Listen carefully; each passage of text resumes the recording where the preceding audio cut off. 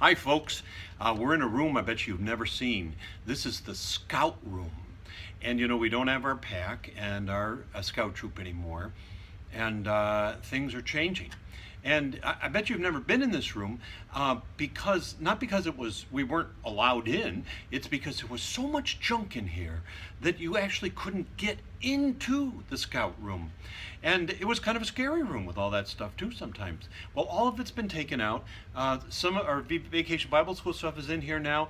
And some of the scout stuff has been divided by some of the scout leaders, and different packs and troops are taking things. In fact, to show you how much things are changing, some of the stuff is going to a girls' Boy Scout troop. Only it's not called Boy Scout, of course. It's a girls' troop. Not Girl Scouts, but girls' troop in the Boy Scouts of America program. Wow. Things are changing. Who would have thought that there'd come a day when your supermarket cashier was more essential than your dentist? That's turning everything upside down. Or that if you wanted to go swimming at a state park, you can only go up to your knees. I don't know. I'm a big guy. I'd still be sitting on the ground, I think.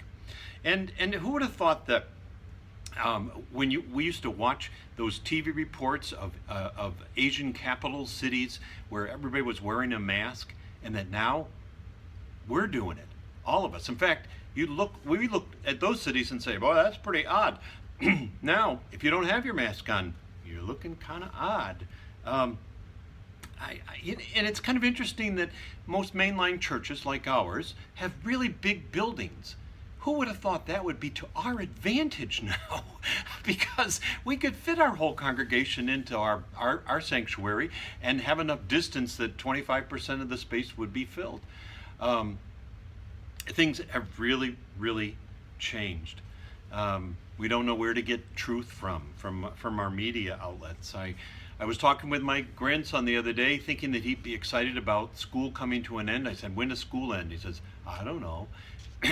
Now tell me, when you were a kid, did you know when school was going to end? You knew the number of days, hours, the name of the month, the whole thing.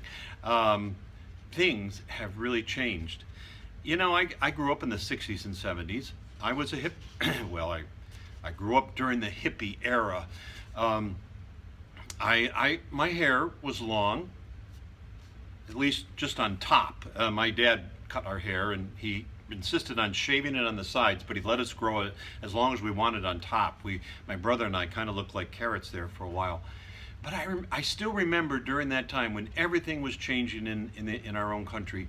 They're interviewing a young person coming out of church, and they believed in a lot of the things that were going on as well. But they said, "Why are you going to church then?" He says, "I need one thing that I know is going to stay the same. I need one thing that I know is going to stay the same." God talks about himself as a rock on one whom we can depend when all the world around us is changing. When we experience a personal loss or a big change, like everything that's happening now in our lives, it's very easy to immediately jump in our minds to the idea that everything in the whole world is changing, nothing is the same, when in fact, really there's a handful of things that are changing. And in times like that, we need to count on the things that are staying the same. You might do that. Just how many things in your life are staying the same amidst all the other things that are changing? The biggest thing is our God.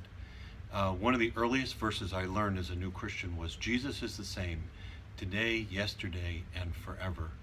It doesn't mean he doesn't change with the seasons and terms and experiences of life and doesn't understand our world. He does. But he's the one who's always there to depend upon. He's always the same in terms of his trustworthiness and his faithfulness to us. And so should be our trustworthiness and faithfulness to our God. See you again soon.